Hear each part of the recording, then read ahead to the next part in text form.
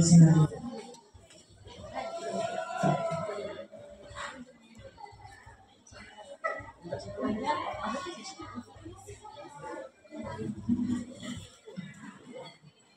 Assalamualaikum warahmatullahi wabarakatuh. Ala hadihi wa ala kulli salihin wa qadidha wa qadidha wa syafa'ati rasulillah. Al-Fatihah.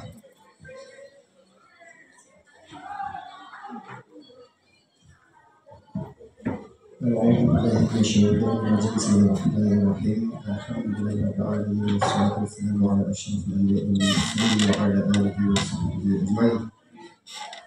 الحمد لله رب العالمين حمدا شاكرين حمدا نعيما حمدا يوفي نعمه ويكافئ مزيده يا ربنا لك الحمد كما ينبغي لجلال وجهك وعظيم سلطانك اللهم صل وسلم وبارك على سيدنا محمد صلاة توسع به العالم الارزاق وتحسن بها لنا الاخلاق وعلى اله وصحبه وسلم اللهم اغفر لنا ذنوبنا ولوالدينا ولمشايخنا ولاساتذتنا ولجميع المسلمين والمسلمات والمؤمنين والمؤمنات الاحياء منهم الاموات إنك سميع قريب مجيب الدعوات ويا قاضي الحاجات يا مجيب السائلين يا رب العالمين اللهم إنا نسألك علما نافعا كثيرا وعملا متقابلا ورزقا حلالا طيبا وسعا مباركا وإلى الخير قربا وعن الشر بعيدا وبحوض في الدين والدنيا والآخرة آمين اللهم إنا نعوذ بك من علم لا ينفع وعمل لا يرفع ونفس لا تشبع وقلب لا يخشع اللهم انصرنا فإنك خير الناصرين وافتح لنا فإنك خير الفاتحين واغفر لنا فإنك خير الغافرين وارحمنا فإنك خير الراحمين وارزقنا فإنك خير الرازقين واهدنا ونجنا من القوم الظالمين ربنا لا تزغ قلوبنا بعد إذ هديتنا وهب لنا من لدنك رحمة إنك أنت الوهاب ربنا هب لنا من أزواجنا وذريتنا قرة أعين واجعلنا للمتقين إماما اللهم اجعلنا وأهلنا وأولادنا وطلبنا من أهل العلم والخير ولا تجعلنا وليهم من أهل السر والضلال ربنا ظلمنا أنفسنا وإن لم تغفر لنا وترحمنا لنكن من الخاسرين اللهم يسر ولا تعسر يسر لنا أمورنا يسر لنا أمورنا في الدين والدنيا والآخرة ربنا آتنا في الدنيا حسنة وفي الآخرة حسنة وقنا عذاب النار سبحان الله سبحان ربك رب العزة عما يصفون والسلام على المرسلين والحمد لله رب العالمين. السلام عليكم ورحمة الله وبركاته.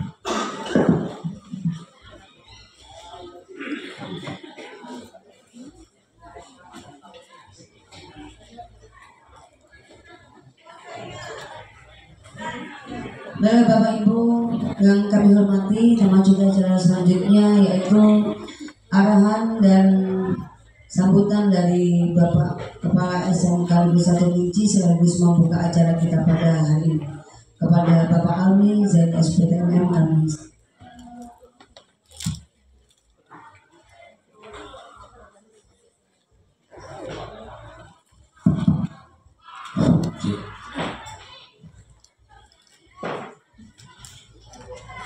Bismillahirrahmanirrahim. Assalamualaikum warahmatullahi wabarakatuh. Alhamdulillahirrahmanirrahim. Wassalatu wassalamu ala nabiyil mursalin wa ala alihi wa sahbihi rasulillah ajmain. Amma ba'du.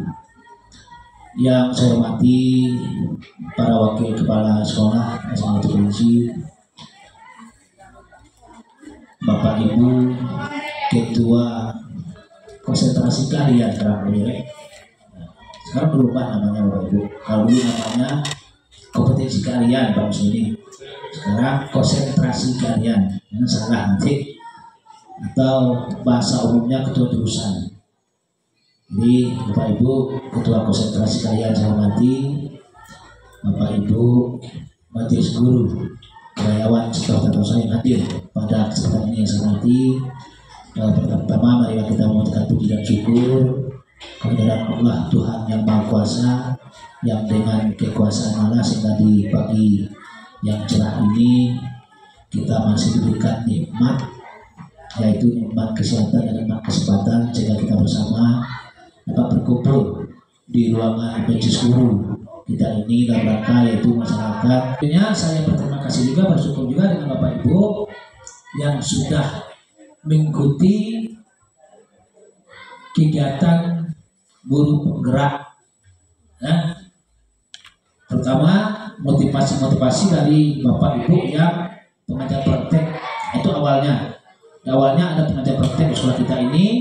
Dari sekian jumlah sekolah yang ada di Provinsi Jambi, SMA, SMK, SLB, tapi yang terbanyak itu pengajar prakteknya di sekolah kita. Yang pertama Pak Mere, Pak Lahnio, Abang kita nih, Pak Haji, Pak Nopiati. Sekarang sudah fasil, sudah tingkat nasional beliau itu. Sudah bisa berbagi dari Bapak Ibu, nanti jangan ragu-ragu masalah kurikulum, proses pelajaran, bisa dengan Pak Nopiati. Kalau kita panggil dari itu, Bapak Ibu, dari guru penggerak berawal dari pengajar praktek yang banyak di sekolah kita. Saya sangat bangga dengan mengikuti lokal kerja. Sampaikan bahwa sekolah 1 setiap tahapan sekarang ini ada terus yang kosong angkatan 56, Pak Mil angkatan 4 pengajar prakteknya banyak 56, 7 sudah ada Bu Mira, ada Ibu Maya, sekarang ini Pak Al-Sabri, Ibu Ike. Setelah itu sedang proses seleksi selanjutnya Ibu Nina, siapa lagi? Pak Jenas, di Pandu itu Pak Nones, Pak Nibia, rekan-rekan kita. Bapak Ibu yang lain silakan ikut, jangan tertinggal. Nanti di kata orang PJP itu bahwa guru penggerak ini sudah dapat golden ticket, ya, tiket emas. Banyak kemudahan-kemudahan selain dapat ilmu, pengetahuan, pengalaman dan lain. Nah, nanti untuk sertifikasi nanti dipermudah ya, PPG ya, tidak menunggu antrian lagi, bisa langsung tes. Jangan-jangan nanti untuk kedepannya P3K dipermudah lagi. Kenapa Bapak Ibu dan mau inklusi? Nah, kecuali yang tidak bisa, yang sekarang tidak ada. Yang umur berapa waktu itu? 50 ya? Lewat 50 tidak bisa lagi, kepala sekolah tidak bisa. Umur lewat 50 tidak bisa. Atau masa tugas seperti Pak Sultan tidak bisa. Setelah itu baru setahun. Ikut lah itu, ikuti kegiatan itu. Nah, itu informasi Bapak Ibu. Terus saya salut dengan Bapak Ibu, ada grup GTT PTT, saya ikut dalamnya. Bapak Ibu berbagi dengan teman-temannya, diskusi ya, kalau ada masalah diskusi Bapak Ibu. Saya salut dengan Bapak Ibu, saya dengar dari sekolah. Dan kalau ada inovasi baru, teknologi baru, bisa saling berbagi dalam komunitas. Nah, itu tujuannya. Itu saja yang dapat saya sampaikan. Terima kasih atas segala perhatiannya. Mohon maaf jika ada hal tidak berkenan. Saya bilang taufiq wal hidayah. Wassalamualaikum warahmatullahi wabarakatuh.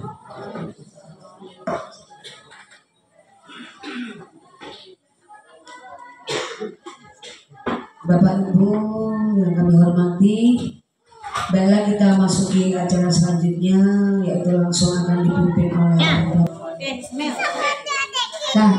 baiklah. Hari ini terima kasih atas waktu yang telah diberikan. Sebelum itu yang saya hormati kepala sekolah SMK Negeri 1 Kerinci, kemudian yang saya hormati Bapak Ibu Waka SMK Negeri 1 Kerinci, dan seterusnya kepada Bapak Ibu Majelis Guru staf Tata Usaha SMK Negeri 1 Kerinci yang telah memberi kesempatan kepada saya pada hari ini untuk mempraktekkan daripada destinasi budaya positif, ataupun saya memperkenalkan budaya positif kepada rekan sejawat, ataupun memperkenalkan sebagai imbas dari pembelajaran yang telah saya tempuh selama kurang lebih 2 bulan ini. Nah, baiklah, perkenalkan, nama saya Maya Tristi, SPT MPD. Saya merupakan calon guru penggerak angkatan 9 dari SMK Negeri 1 Kerinci, Provinsi Jambi. Nah, yang ingin saya kemukakan di sini yaitu adalah tentang konsep budaya positif, ya, di mana konsep budaya positif di sini adalah pertama disiplin positif, di mana disiplin positif itu adalah mengajarkan murid bertanggung jawab dan menumbuhkan kesadaran diri berdasarkan nilai-nilai kebajikan dapat membuat murid memahami dan menyadari berdasarkan motivasi internal, bukan akibat paksaan atau pujian atau hukuman. Nah, di sini budaya positif yang kita kembangkan kepada anak yang kita temui Bapak Ibu, mungkin mereka mau melakukan sesuatu itu karena ada embel-embelnya belakang. Ya Bapak Ibu. Ya. Contohnya adalah kamu akan mendapatkan hadiah atau sertifikat. Jadi mereka melakukan segala sesuatu hal yang positif karena ada iming-imingnya seperti itu. Nah, jadi bagaimana setelah kita membudayakan budaya positif, yaitu adalah kita membudayakan sifat dan kemauan anak itu tanpa ada embel-embelnya, mereka mau melakukannya. Nah, contohnya ya, mereka mau mengambil sampah karena ada dari OSIS yang menyatakan siapa yang membuang sampah pada tempatnya akan dikasih penghargaan. Jadi mereka mau melakukannya. Nah, itu berarti mereka belum melekat yang namanya budaya positif pada mereka tersebut. Nah, jadi bagaimana kita membudayakan adalah kita meningkatkan budaya positif kepada anak dengan membiasakan memang sudah tertanam pada diri mereka tanpa adanya penghargaan, mereka mengambil sampah sendiri. Nah, itu salah satunya budaya positif yang bisa kita kembangkan. Nah, kemudian yang kedua, motivasi perilaku manusia. Nah, kita Bapak Ibu mungkin cenderung untuk ini ya. Pertama, menghindari ketidaknyamanan atau hukuman. Jadi kita berada di posisi aman. Contohnya Bapak Ibu, ya mohon maaf ya, tidak mau mengikuti pendidikan guru penggerak. Katanya pekerjaannya banyak, tugasnya banyak. Berarti Bapak Ibu tidak mau keluar dari posisi aman Bapak Ibu. Ibu posisi nyaman aja. Ya, tidak ada tantangannya di situ. Nah, jadi itu kebanyakan kita mengambilnya di situ. Kemudian untuk mendapatkan imbalan dan penghargaan dari orang lain, yaitu adalah sifat internal yang kita dapatkan, yang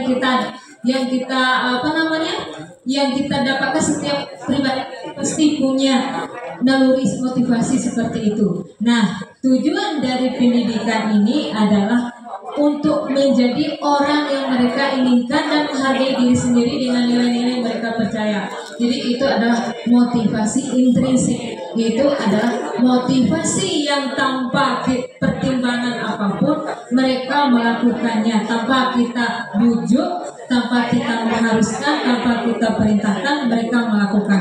Nah, itulah yang dinamakan dengan motivasi intrinsik. Itu sudah ada, sudah mendarah daging pada diri anak. Kita pengennya seperti itu Bapak Ibu. Ya. Nah, kemudian yang selanjutnya adalah menurut Dr. William Gleiser ya, menyatakan bahwa 5 posisi kontrol guru. Nah, baik Bapak Ibu, sebelum saya menjelaskan 5 posisi kontrol seorang guru, saya ingin menayangkan satu buah video. Saya ingin Bapak Ibu mencerna saya berada di posisi mana sih? Ya, silakan Bapak Ibu menyaksikan video yang akan saya putar.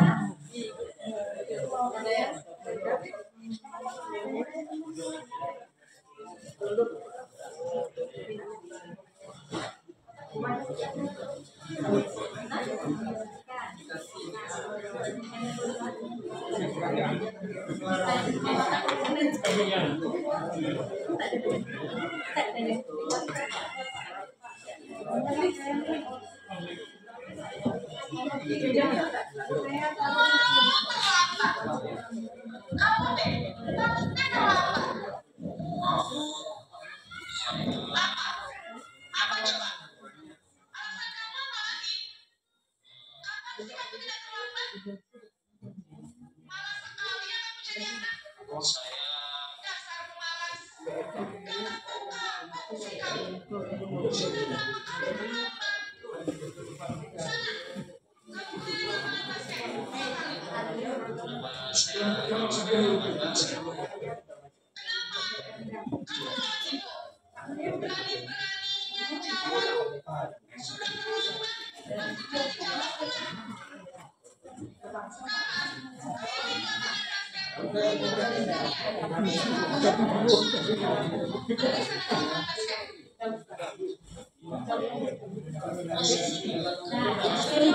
pertamanya ya Bapak Ibu, kita berada di posisi ini atau belum? Belum. Apakah kita berada di posisi ini? Ya. Ya. Apakah kita sering pada posisi ini? Sering. Ya, sering sekali.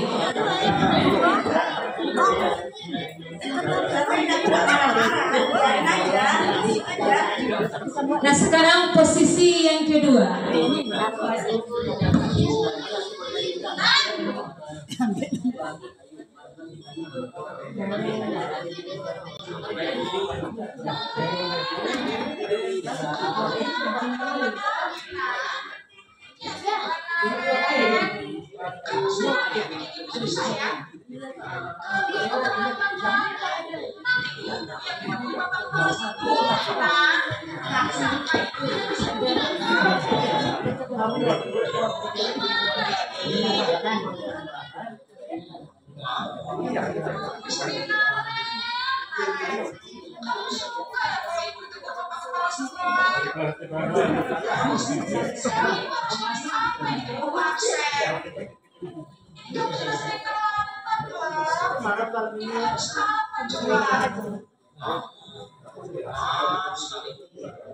Ya sudah, lain kali jangan bikin kucing lagi ya Kak ya.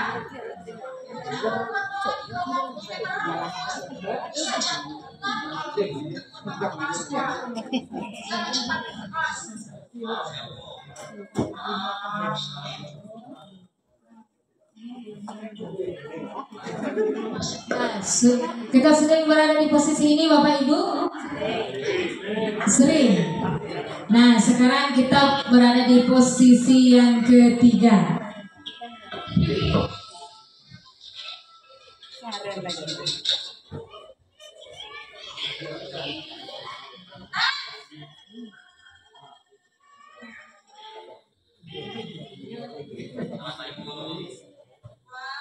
Sudah jam berapa ini nak? Lambat lagi ya saya.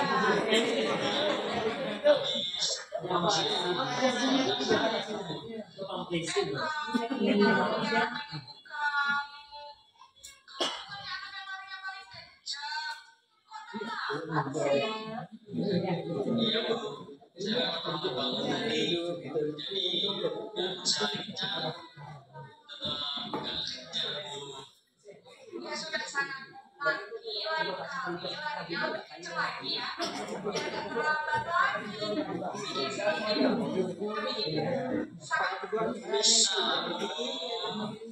Ya sudah sana masuk kelas. Beresin urusan absen kamu. Kamu ini ada saja.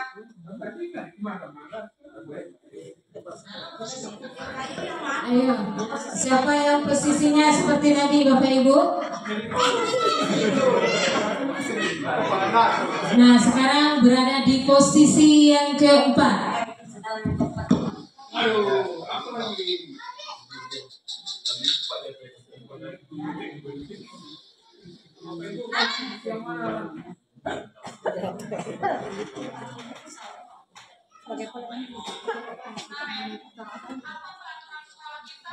Jam berapa kita harus masuk sekolah?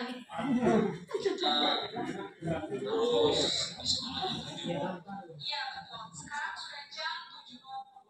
Kalian sudah tahu konsekuensinya jika terlambat hadir. Iya benar.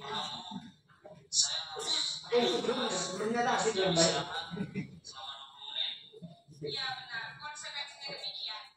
Jadi nanti jam 9.30 pas istirahat, kamu harus tinggal di kelas, kerjakan tugas tambahan untuk ketinggalan kamu ya.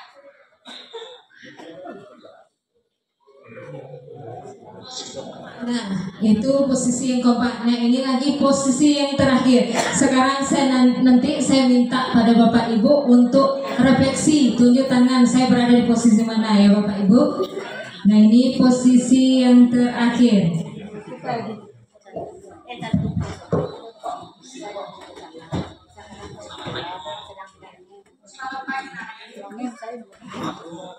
Selamat pagi, iya, sekolah masuknya jam 7, sekarang sudah jam 7.20. Jadi sekarang bagaimana ya? Baiklah, menurut kamu, keyakinan sekolah yang mana yang perlu kamu tingkatkan?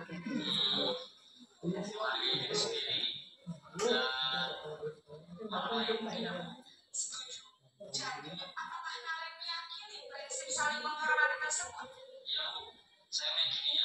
Apakah kalian bersedia memperbaiki masalah keterlambatan ini? Bagaimana kamu akan perbaiki masalah keterlambatan ini?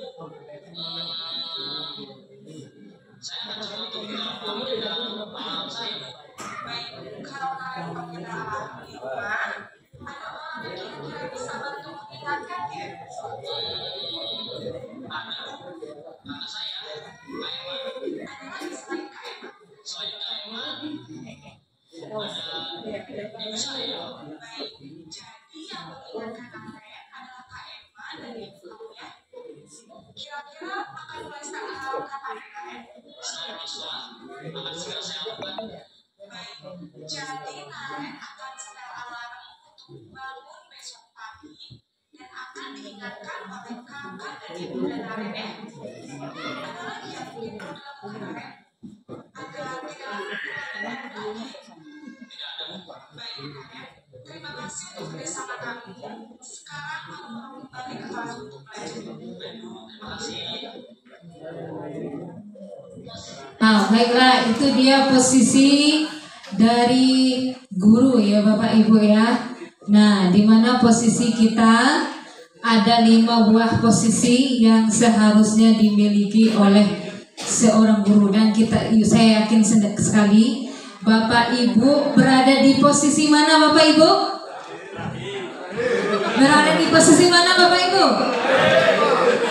Yang pertama tadi adalah sebagai penghukum Bapak Ibu. Posisi guru yang pertama kali adalah sebagai penghukum.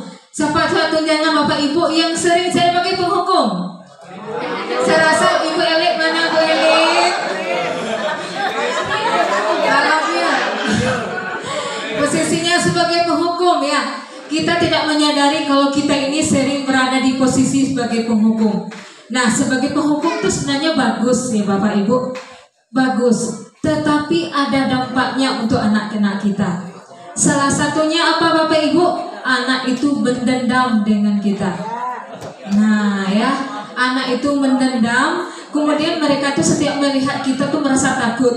Nah, itu adalah dampak daripada posisi yang pertama, yaitu adalah dampak sebagai penghukum. Guru sebagai posisinya sebagai penghukum. Kemudian yang kedua, guru sebagai rasa bersalah ya Bapak Ibu. Naren, kamu gak kasihan sama ibu nanti ditegur sama pas sekolah. Nah, itu dia bilang seperti itu. Kamu Naren, gimana kamu gak kasihan sama ibu? Otomatis kita membuat anak kita rasa bersalah. Ya, bagus posisi seperti itu Bapak Ibu. Ada dampaknya Bapak Ibu. Anak itu akan merasa rendah diri.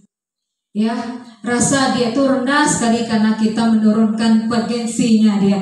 Kamu nggak kasihan sama ibu dimarahin sama kepala sekolah, pasti anak itu menunduk. Ya, itu menandakan apa Bapak Ibu? Itu menandakan anak merasa harga dirinya turun. Ya, karena kita merasa dia rendah, karena kita dimarahi oleh kepala sekolah, makanya dia yang kita persalahkan. Nah, jadi posisi seperti itu juga kurang pas. Ya, Bapak Ibu. Kemudian yang ketiga, posisi sebagai teman. Ya, mungkin kita di sini saya pun merasakan seperti ini. Kalau kita SMK tuh banyak posisinya sebagai teman, ya Bu Ika. Nah, kenapa bilang seperti itu? Sudah jam berapa sekarang ini? Nah, kita bercanda-canda dengan anak tanpa disadari. lambat laun anak itu akan bergantung dengan kita. Oh, enggak juga dimarahin sama ibu itu kan dekat dengan saya. Nah, kebanyakan kita seperti itu kan. Nah, itu adalah posisi sebagai teman. Baik, bagus untuk teman, untuk apalagi untuk tingkat SMA atau SMK. Itu bagus posisinya sebagai teman. Tapi ada kalanya kita harus posisinya itu bukan posisi sebagai teman. Ya, ada waktunya dia takut dengan kita, ada waktunya dia santai atau posisinya berteman, ibaratnya adalah elastis kita di situ. Nah, itu adalah posisi yang ketiga.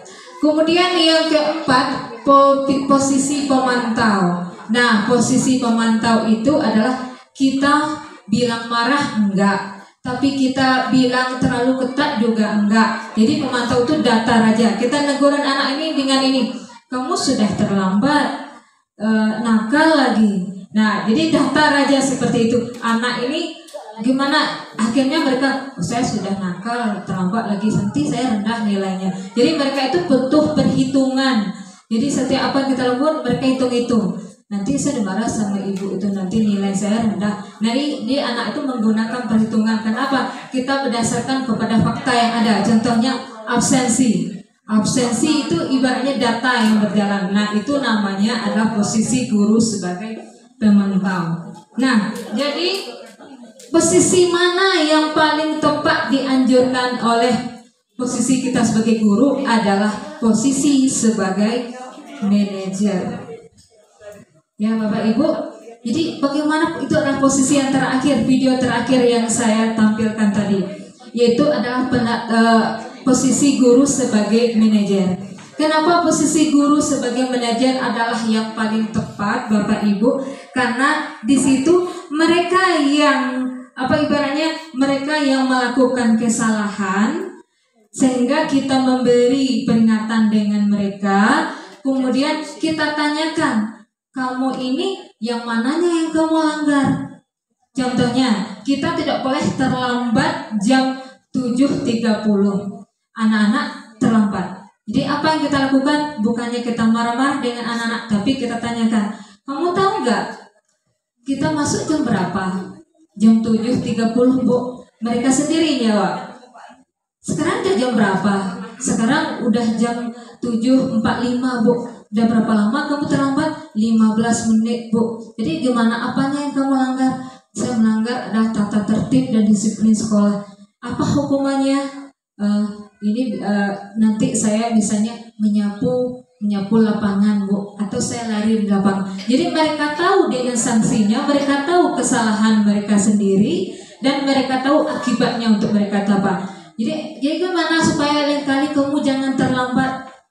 Lain kali besok saya nggak terlambat lagi, Bu. Bagaimana caranya? Ini, Bu, karena saya terlambat bangun, Bu. Kalau besok saya akan masang alarm, katanya. Kalau alarm untuk saya cepat bangun. Selain itu bagaimana caranya? Nanti dibangunkan sama ibu saya, sama kakak saya. Berarti apa? Dia tahu kesalahan mereka sendiri, mereka tahu hukuman mereka sendiri, dan mereka tahu solusi untuk mereka sendiri. Jadi guru sebagai apa di sini?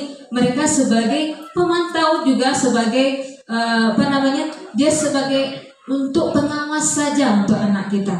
Dia sebagai manajer saja untuk melihat, oh, anak ini berubah nggak besok seperti ini. Jadi itulah posisi kita sebagai guru. Sekarang saya tanyakan dengan Bapak yang sebelah sini, blok sini. Bapak Ibu sebelah sini, posisinya posisi mana tadi? Posisi mana Bapak Ibu? 3. Posisi 3 dan sebagai teman ya Bapak. Bertanya, Bu? Ya, boleh, silakan Bapak. Assalamualaikum warahmatullahi wabarakatuh. Waalaikumsalam warahmatullahi wabarakatuh. Silakan, Bu. Ya. Kalau menurut prinsip saya, Ya. Kayak ini, Pak. Cek.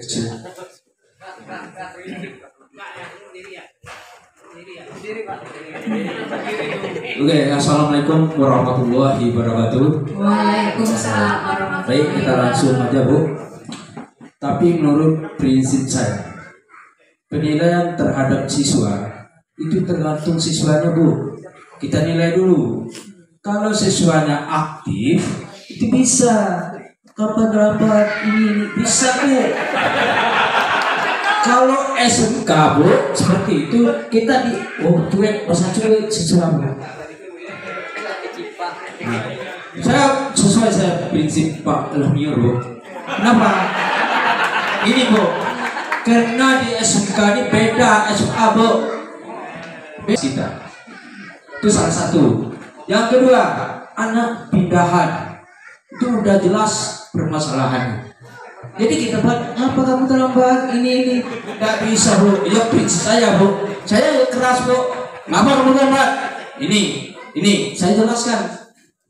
Itu orangnya apa? Oh kami sini nak, ini nggak bisa Bu. Itu prinsip saya. Ya baik, prinsip kita masing-masing berbeda ya. Itu di kelas berbeda. Oke, assalamualaikum warahmatullahi wabarakatuh. Waalaikumsalam warahmatullahi wabarakatuh. Waduh, semangat sekali Pak. Bentar Makin semangat kok. Bapak Ibu guru, Bapak Ibu mungkin melihat saya di lapangan seperti itu Bapak Ibu. Waktu ngajar, Bapak Ibu boleh lihat Bapak Ibu. Mungkin saya bukan sebagai manajer di situ, tapi saya sebagai teman. Makanya saya di lapangan seperti itu. Saya nomor 3 juga sebagai teman Pak. Pertama, tadi Ya, terima kasih. Saking seru ya. Terima kasih atas pertanyaannya Pak Madalan. Ini justru ini adalah merupakan cambuk bagi kita semua ya. Kita memposisikan diri kita ini pada penempatan yang mana. Nah ternyata selama saya mengikuti daripada guru penggerak, ternyata memang bagus adalah pada posisi manajer. Nah ya, baik, untuk pertanyaan berkaitan dengan pertanyaan dengan Pak Madalan yang menyatakan bahwa bagaimana dengan kondisi siswa yang tidak aktif. Nah, bagaimana dengan SMK kita yang siswanya tidak aktif? Mungkin mereka nggak tahu ya apa hukuman kalau mereka terlambat. Nah, sebenarnya dalam satu instansi, saya rasa di sekolah kita sudah ada yang namanya peraturan. Peraturan itu kalau dalam pendidikan kami itu ada namanya keyakinan, penyakitan kelas dan keyakinan sekolah. Itu keyakinan itu sama dengan peraturan Bapak. Nah, jadi kalau seandainya siswa itu kita sosialisasi, kamu terlambat selama 10 menit kamu akan lari lapangan.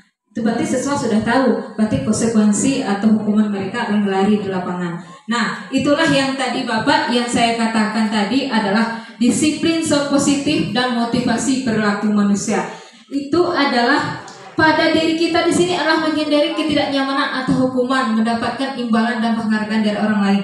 Nah, sifat yang Pak Madalan tanyakan tadi adalah bagaimana dengan siswa yang tidak paham dan tidak mengerti, dan anak yang tidak aktif itu bagaimana? Nah, posisi mereka itu berarti mereka cuma baru memiliki motivasi eksternalnya saja Bapak. Eksternal saja, karena ada embel-embelnya, karena mereka takut dihukum, mereka cepat datang ke sekolah. Karena apa? Karena masih adanya motivasi eksternalnya. Nah, yang kita harapkan dengan anak kita itu adalah pada posisi motivasi internalnya, yaitu adalah motivasi intrinsik, yaitu adalah motivasi yang ada pada diri anak tanpa adanya mereka takut hukuman, tanpa mereka ini adanya penghargaan, tanpa ada embel-embelnya belakang. Mereka cepat datang ke sekolah jam 7.15 mereka sudah nyampe. Itu ada niatnya dari mereka sendiri. Nah, jadi seandainya terdapat dengan anak yang seperti itu, anaknya tidak aktif, jadi mereka ini cuek-cuek saja, berarti mereka pasti memiliki motivasi eksternal, yaitu adanya ada motivasi dari adanya dorongan atau paksaan dari luar, bukan dari naluri dari mereka sendiri. Nah, itu dia untuk jawaban yang bisa saya jawab untuk pertanyaan Pak Madalan. Mungkin itu saja Pak Madalan. Nah, terima kasih Pak Madalan atas pertanyaannya. Mungkin ada Bapak Ibu yang lain, mungkin ada yang mau ditanyakan, boleh silakan Bapak Ibu. Saya semampu saya. Ya, Pak. Bapak Ibu, inilah kita harapkan dalam kita mengerjakan diskusi ini. Tidak ada umpan baliknya, ada penyampaian materi, ada pertanyaan-pertanyaan sanggahan-sanggahan dari kawan-kawan. Itu kita harapkan. Jadi suasana semakin hidup. Jadi itu mungkin ada kendala Pak Mahdala selama ini. Jadi kita tahu semuanya, ke depannya gimana yang sebaiknya. Itu yang kita harapkan. Nah, berkenaan dengan disampaikan oleh Ibu Maya tadi, ini akan banyak nanti bersentuhan dengan guru-guru yang guru BK rasanya ini, Mbak Amir, ya, keterlambatan anak. Oleh karena itu, coba kita minta tanggapan dari guru BK, Bu Maya. Berada di posisi mana Bapak Ibu guru BK ini? Iya. Silakan Bu Maya. Ya, kita minta kesediaan dari Bapak dan Ibu guru BK Bapak Alan Marta Dinata SPD. Nah, kesediaan Bapak Alan atau Bapak Ferry untuk menyampaikan mungkin berada di posisi yang mana Bapak?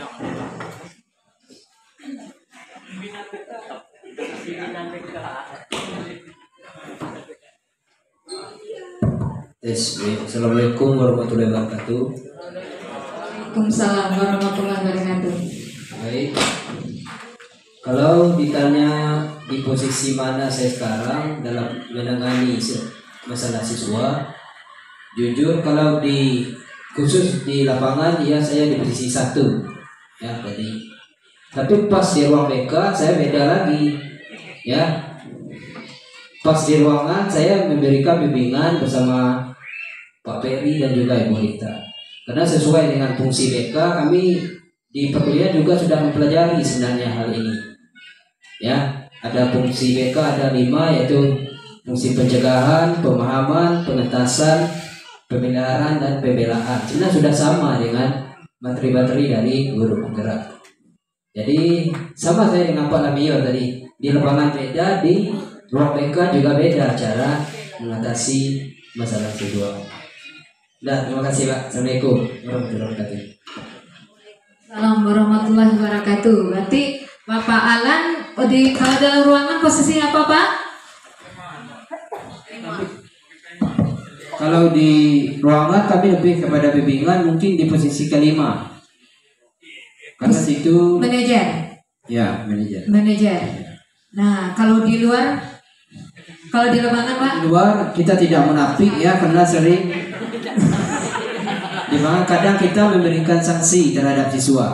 Jadi untuk kedepannya mungkin kami akan lebih ke posisi yang kelima lagi. Mudah-mudahan anak SMK ini bisa mengikuti dan ikut pada posisi yang kelima. Terima kasih. Ya, terima kasih kepada Bapak Alan yang sudah menyampaikan posisi sebagai guru BK di sini. Nah, ya betul sekali ya Bapak, Pak Alan dan juga guru BK yang lain adalah kita menempatkan kalau posisi yang pas adalah manajer, ya. Karena dengan apalagi anak-anak yang tingkatnya adalah tingkat lanjut fase E dengan fase F itu adalah kita kalau saya pikir itu adalah rasanya itu adalah elastis ya. Kalau kita terlalu keras juga enggak, kalau kita sebagai teman juga enggak. Nah, kalau ini semuanya ini adalah memiliki dampak, tapi yang posisi yang paling bagus adalah manajer. Mereka tahu apa konsekuensinya, mereka tahu peraturannya, mereka tahu dampaknya untuk mereka, dan mereka juga memberi solusi untuk diri mereka sendiri. Nah, ya, itu adalah 5 posisi seorang guru. Nah, mungkin untuk guru-guru Bapak dan Ibu semuanya mungkin bisa introspeksi tanya, oh saya seringnya di mana ya? Saya seringnya di mana? Jadi untuk masing-masing di sini, kalau tadi adalah dampak untuk penghukum tadi adalah anak merasa mendendam, ya itu dampaknya. Kalau untuk posisi sebagai pembuat rasa bersalah itu anak merasa rendah diri, itu dampaknya. Kemudian rasa teman itu kita merasa tidak dihargai, adalah satu saat dia ini terlalu bergantung dengan kita. Kemudian yang sebagai pemantau itu kita lebih segi berdasarkan kepada datanya, berdasarkan kepada nilainya. Kalau anak ini nakal nanti nilainya akan berubah. Nah itu akan pengaruh kepada sesuai dengan bukti otentik kalau ada pemantau itu. Nah kemudian manajer, nah itu adalah solusi terbaik. Sekaligus mengingatkan kepada mereka buat salah, apa kesalahan mereka dan apa solusi untuk mereka sendiri. Nah itu adalah kita sebagai guru hanya sebagai untuk manajer atau mengontrol untuk anak, apakah anak ini sudah ada perubahan atau bagaimana. Nah itu adalah pada posisi manajer. Nah itu ya Bapak Ibu. Nah kemudian Sini mungkin Bu Maya, saya potong dikit Bu Maya. Ini penting tadi itu masalah itu tadi. ya Bapak. Karena ada 3 Bu Rita, ada Pak Peri, ada Bu Rita. Kira-kira sepakat Bu Rita, Pak Peri di posisi tadi ya dengan Pak Alan. Sepakat posisinya, beda ya posisinya. Nah kira-kira Bu Rita di posisi mana? Ya.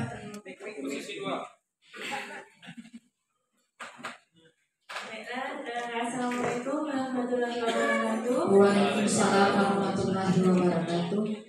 Yang kebetulan kami dari BK, yang mungkin kita ada 3 orang. Mungkin dalam penanganan siswa, mungkin kita sudah ada ininya ya, apa namanya, pembagiannya.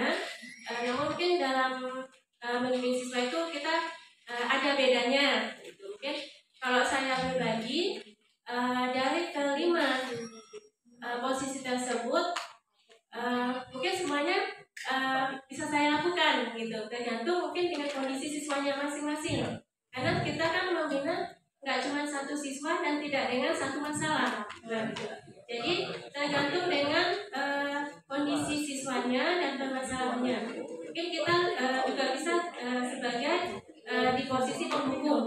Nah, nanti juga bisa di posisi sebagai rasa bersalah untuk mengingatkan siswa, menyadarkan siswa dengan kesalahannya, dan juga bisa menjadi seorang teman. Bagaimana kita jadi seorang teman ketika anak tersebut dalam keadaan bermasalah dan sulit untuk mengungkapkannya.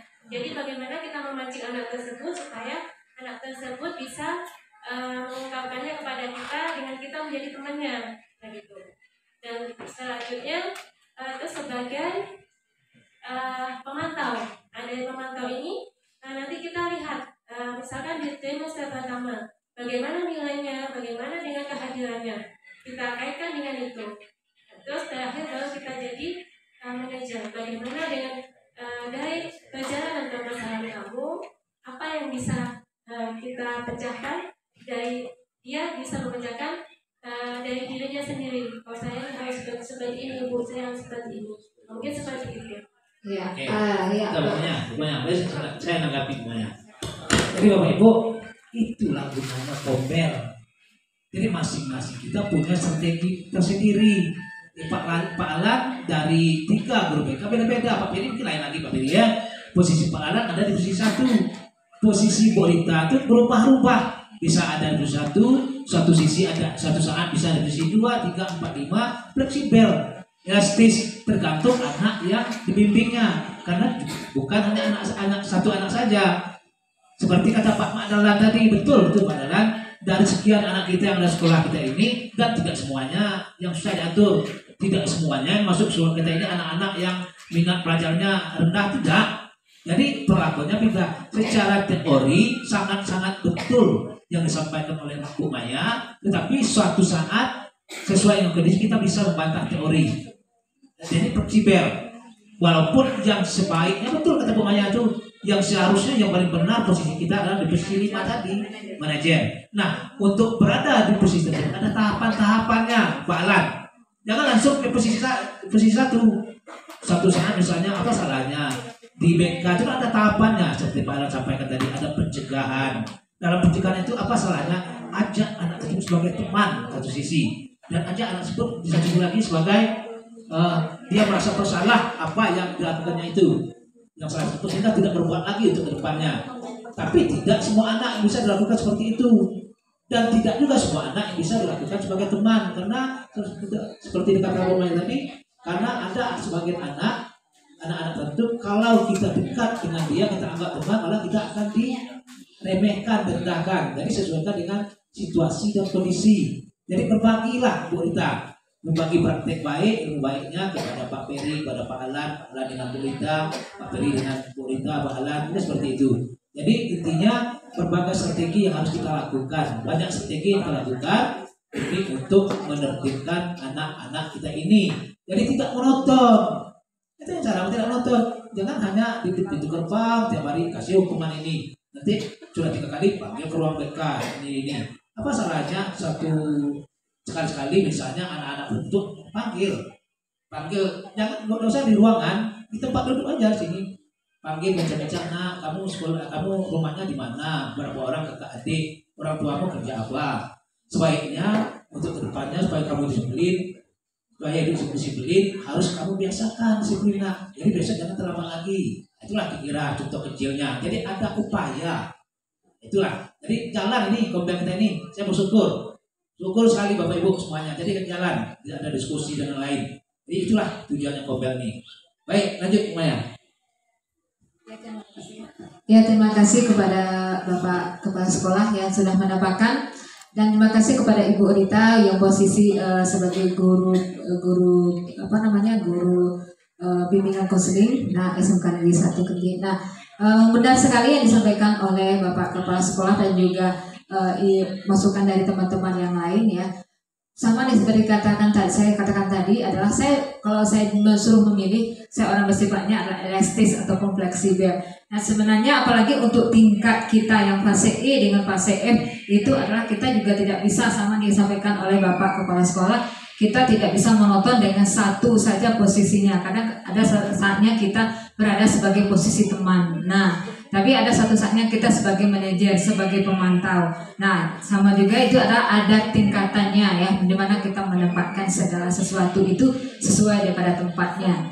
Nah, baiklah, itu adalah tentang 5 posisi kontrol guru. Mungkin nanti segitiga restitusi yang terakhir materi yang akan saya lakukan pada diseminasi ini adalah segitiga restitusi.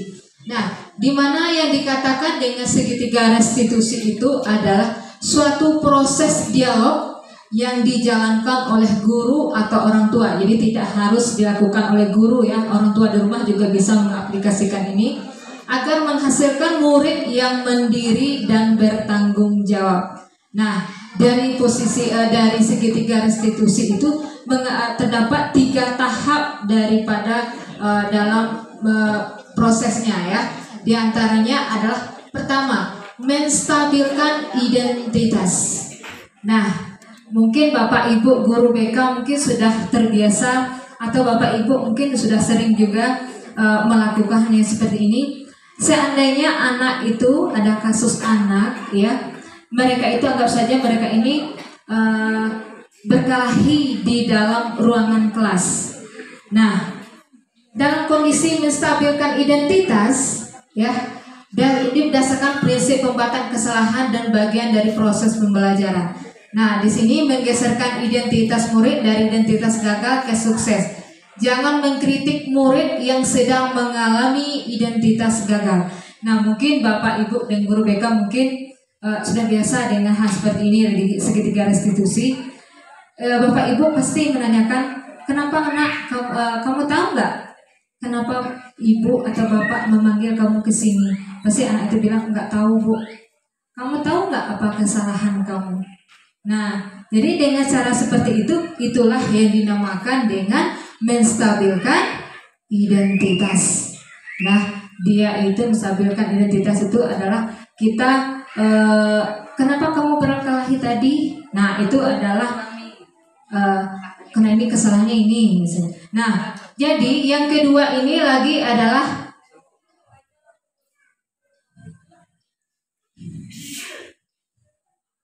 validasi tindakan yang salah. Oh, nak, kamu ibu juga pernah melakukan kesalahan ini. Misalnya dia berkelahi. Dulu ibu juga pernah berkelahi. Kenapa kamu berkelahi? Dia itu mengambil benar saya, Bu. Oh iya, kalau ibu di posisi kamu, ibu juga akan berkelahi juga. Nah, itu adalah istilahnya kita berada pada validasi tindakan yang salah.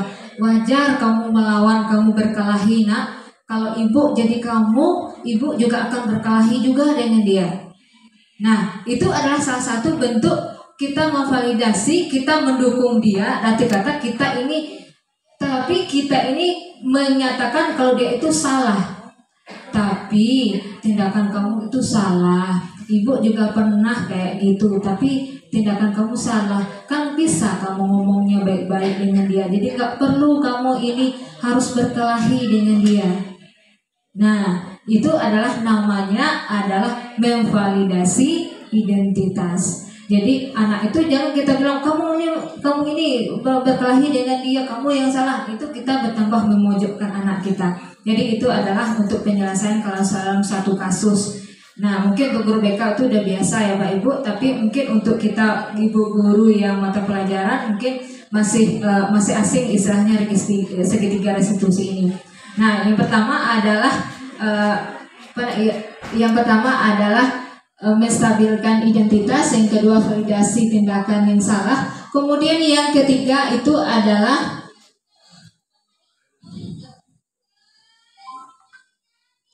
menanyakan keyakinan. Nah, kamu udah berkelahi, nak? Apa yang kamu dari peraturan mana yang kamu langgar, nak? Kamu berkelahi, kamu dapat apa?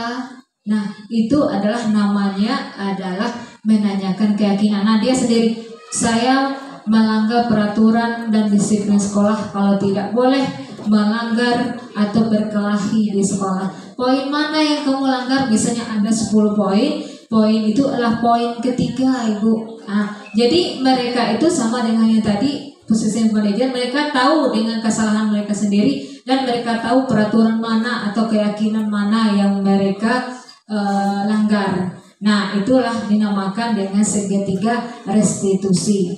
Ya, jadi di sini guru menanyakan kasus apa yang mereka lakukan, kemudian mereka melakukan yang namanya validasi, istilahnya itu adalah kalau saya posisi kamu, saya akan melakukan itu, tapi tindakan kamu itu salah. Bisa nggak kamu bicara baik-baik? Itu adalah salah satu adalah memvalidasi identitas. Nah, kemudian yang ketiga tadi, yang terakhir menanyakan keyakinan adalah kita menanyakan mereka tahu dengan konsekuensi yang mereka lakukan itu. Contohnya, kamu melanggar yang mana? Kalau kamu berkelahi, kamu melanggar apa? Saya melanggar peraturan yang ini, poin yang ini. Jadi, apa yang harus kamu lakukan? Saya mau minta maaf dengan dia. Nah, itu adalah penyelesaian masalah pada kasus yang dengan cara menggunakan segitiga restitusi. Nah, itu yang dapat saya jelaskan Bapak Ibu mengenai diseminasi dari materi yang saya terapkan pada hari ini. Mungkin sebelum saya tutup, saya ada pantun dulu Bapak Ibu supaya lebih asik. Nah, air beriak tanda tak dalam, air tenang seperti berlian. Izinkan saya mengucapkan salam kepada hadirin sekalian. Assalamualaikum warahmatullahi wabarakatuh. Saya tutup presentasi saya pada hari ini. Terima kasih.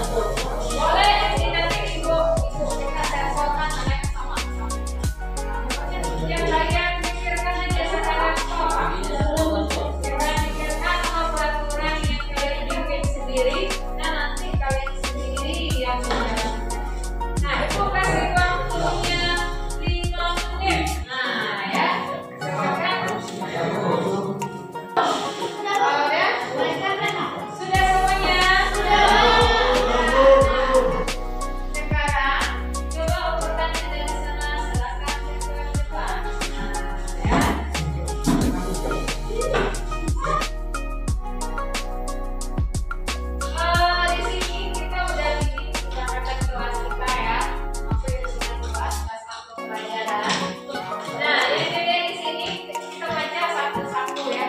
Karena nggak ada namanya kita nggak tahu. Nah, tidak boleh tidur saat jam pelajaran. Tidak boleh memakai jaket di ruangan kelas. Tidak boleh pacaran di sekolah dan di kelas. Nah, dilarang ya. Dilarang.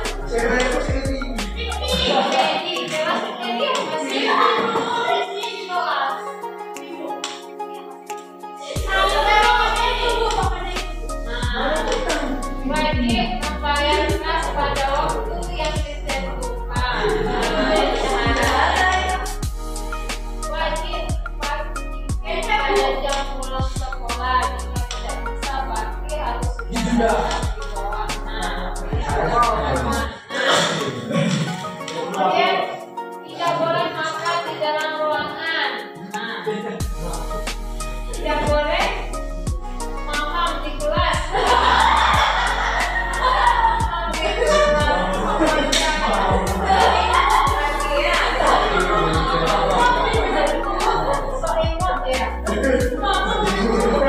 Tidak boleh bermain HP. Tidak boleh di kelas saat jam pelajaran.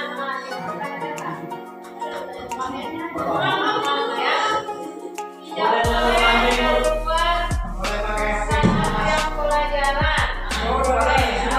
Tidak boleh di ruangan pakai jaket.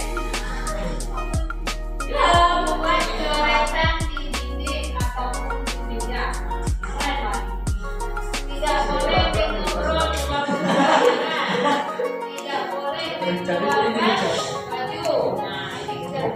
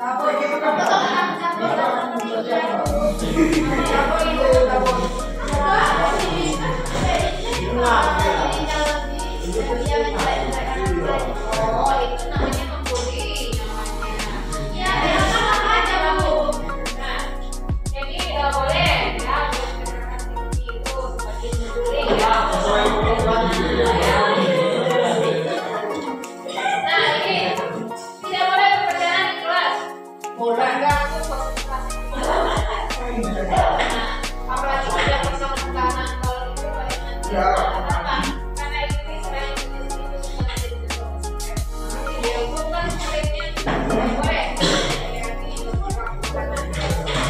Nah, kemudian tidak boleh keluar saat jam pelajaran. Ingat yang cowok-cowok tidak boleh keluar saat jam pelajaran. Kemudian lagi, tidak boleh coret-coret dikit. Nah, pagi yang duduknya tidak boleh coret-coret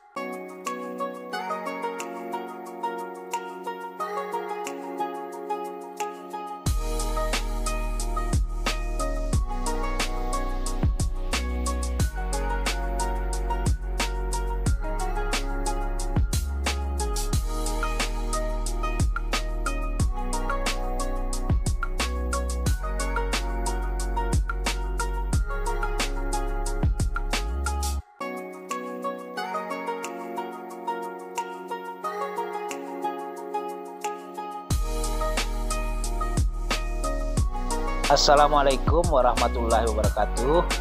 Perkenalkan, nama saya Almezet SPTMM, Kepala SMK Negeri 1 Kerinci.